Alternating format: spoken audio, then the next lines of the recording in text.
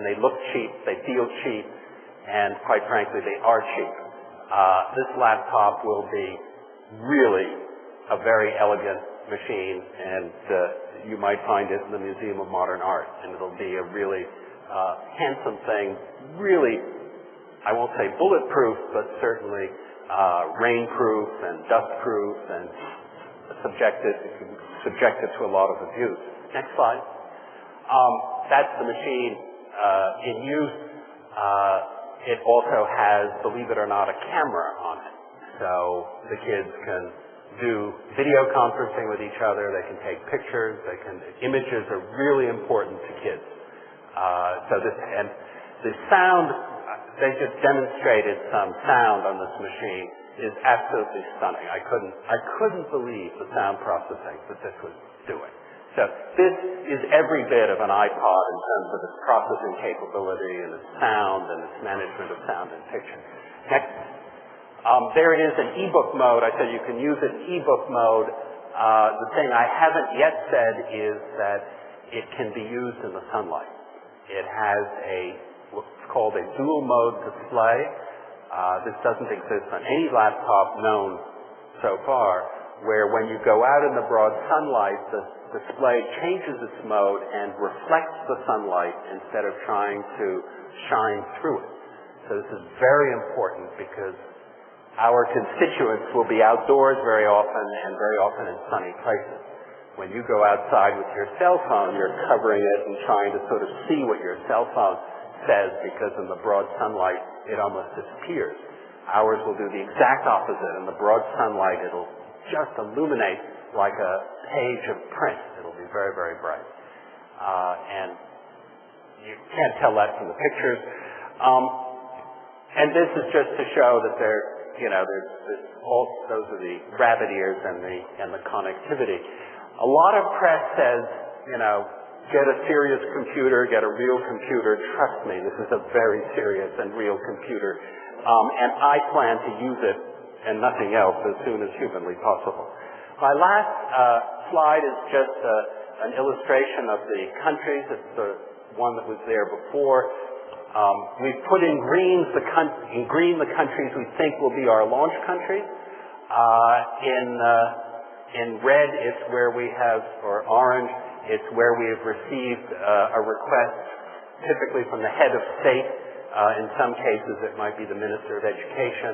And in yellow are the countries where we have received interest from, well, I guess it could be ministers, but it's very often not the head of state. You can see very few countries are white, and this slide is probably a week old, so probably some of the white ones have filled in over the past week. What I want to end with is just a remark more about how do you launch something like this. And you have to keep in mind we're a nonprofit, and our mission is humanitarian. It's not marketing. So if I were starting a company, I would do it very differently. I'd market this. I would try and get a few early adopters, and then the early adopters have success, and then they tell other people about it, and then it competitively, it's a long incremental process. And you probably heard in the introduction, I'm on the board of directors of Motorola, and that's what we do. And what happens at a company like Motorola is true for all companies of that sort. If we invent something that lowers the cost of the display by $10, guess who gets the $10? In fact, it's my fiduciary responsibility that the shareholder gets as much of that $10 as possible. And in fact, we fired the CEO if that doesn't happen. Now, we don't put all the $10 into the shareholders' pocket. You put some into research. You put some into lowering the price to compete more. But when the One Laptop per Child organization makes an invention that lowers the display by $10, guess who gets the $10? The laptop costs $90 suddenly. Namely, we can keep putting every single thing we save down back to the end user. So what we've done is we've floated the price. We say it's a floating price. It's like a spot market. And all we can tell you about the price is it'll go down. We're not going to do Prices normally don't go down. There's a loss leader or something that enters the market, and then we add features and options, and the price starts to drift up, and then you add more features, and then you make more software, and the software gets fatter, and then you need more processors, and then the processors get faster, and then the software gets fatter, and the whole thing is just like a nuclear war between hardware and software. And we get to where we are today, which is pretty heavy software. So start over, skinny it down, and come up with scale. And scale is very important. So we have to launch this with a minimum of 5 million machines. In other words, I can't get the price down. So when we talk to countries, we say, look, it's 5 million or zero. We're not going to make 100,000, and then if they sell, whatever that means, make 1 million, and then if they sell, we're making 5 million machines. You know, are you in or are you out? And if you're in, terrific, we'll launch. If you're not, we won't launch. In other words, I don't have shareholders behind me who are going to say, why didn't you launch your laptop on January 1st? The answer is, I don't have 5 million machines. I can't lower the price. And so what we've been doing is we've been going to big countries and saying, look, Brazil, you're big enough to do this. Do it. And then the smaller countries, a year or 6 months later, can benefit. But that's what we have been doing up till now. And the reason scale is important isn't because I need to buy components at very cheap prices. That's true, but that's not the key reason. The key reason is to change the strategic thinking of companies. I'll give you a very specific example without naming the company. I went to a company and said, I need a display. It's only 7.5 inches, small. It doesn't have to be perfect in terms of its color uniformity, and it can even have 1 or 2 pixels that aren't very good. And it doesn't have to be too bright. And the CEO of that company said, well, you know, Professor Negroponte, we're just not interested in that. That's not our strategic plan. Our strategic plan is to have big displays, high brightness, perfect color uniformity. We're looking at the living room.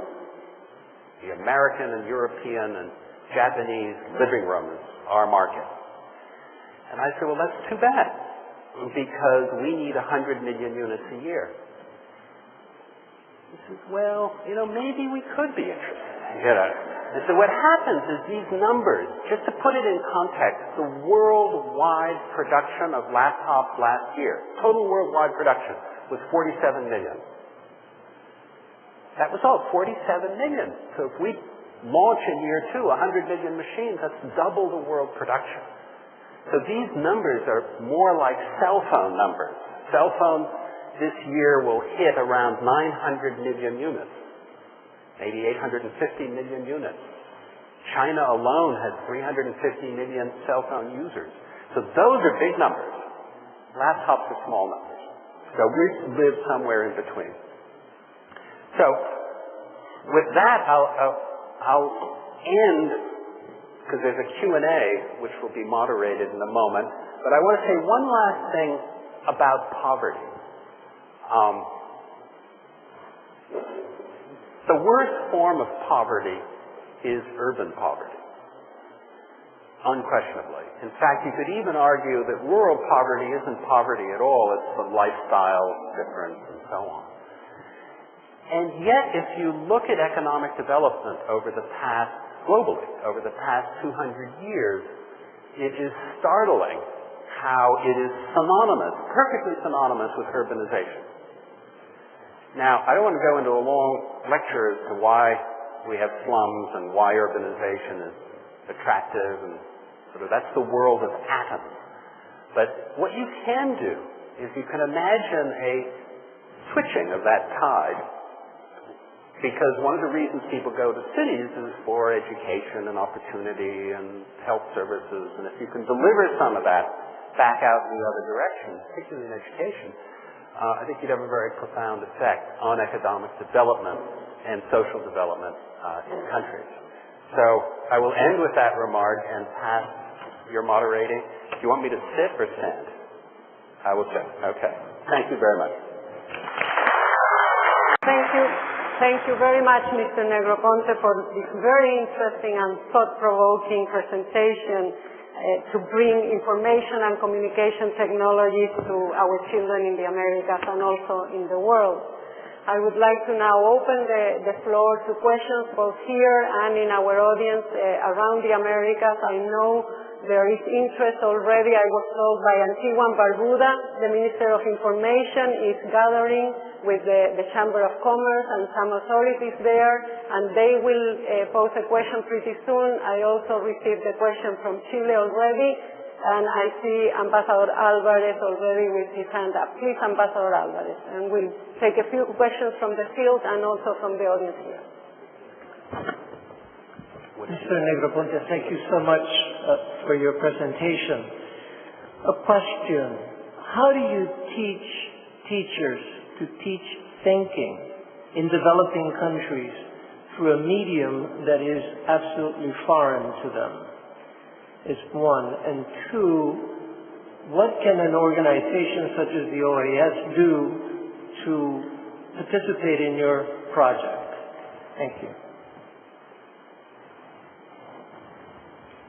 Do you want me to answer these sequentially? I will, with great pleasure. Go ahead. We find that in the case of teaching teachers, the most important thing to do is to give them sufficient self-confidence to allow themselves to be taught by the children. That's the key. Many people think you have to train teachers to teach the children, which is rubbish. You don't. You can take a Nintendo Game Boy in its box and drop it in the middle of Africa, and the first thing a child will do in a remote and rural area who's never seen one of these is open the box and throw away the instruction manual and then start using it. And I won't claim it's genetic, but trust me, there's all the evidence in the world that the children don't need to be taught how to use it. The guidance they need is the guidance that teachers can provide in terms of what to learn and how to do it. But in terms of actually running this engine, that's never an issue. And what we found in Maine was that the kids were always teaching the teachers, and the teachers grew to love it. Now, that may be harder in some places, but I think if it happens more globally, and the reason to do this in multiple countries is they're going to compete with each other a little bit. And as you see it happening well in Brazil, you don't want it to fail in Argentina, and I think there'll be whole movements to sort of get this to work better. I don't know how the OAS can participate, but I wouldn't be here if I didn't think it could, and we'll have to figure that out over the next 6 months, because we're certainly doing stuff in the region. Thank you. Thank you very much, Mr. Negroponte. I have a question that just came in from Chile, and I'm wondering whether I read it in Spanish and I get the interpreters to put it in the right way, because there is some technical language here. Maybe that's the best. In Spanish it says: Estimado Nicolás, me parece desafiante su propuesta. Soy especialista en información y tecnología, y me parece que la máquina es un elemento con el que se puede repetir, iterar muchas veces un contenido no aprendido. Pero a mí me interesa como educador cómo generar un proceso comunicacional problematizador donde el emisor, computador, pueda cambiar su rol con el receptor, aprendiz, de manera que ambos interactúen y cambien sus roles. Le pregunto, ¿cuál es su propuesta para que se produzca este intercambio de roles? Maybe you can get it interpreted.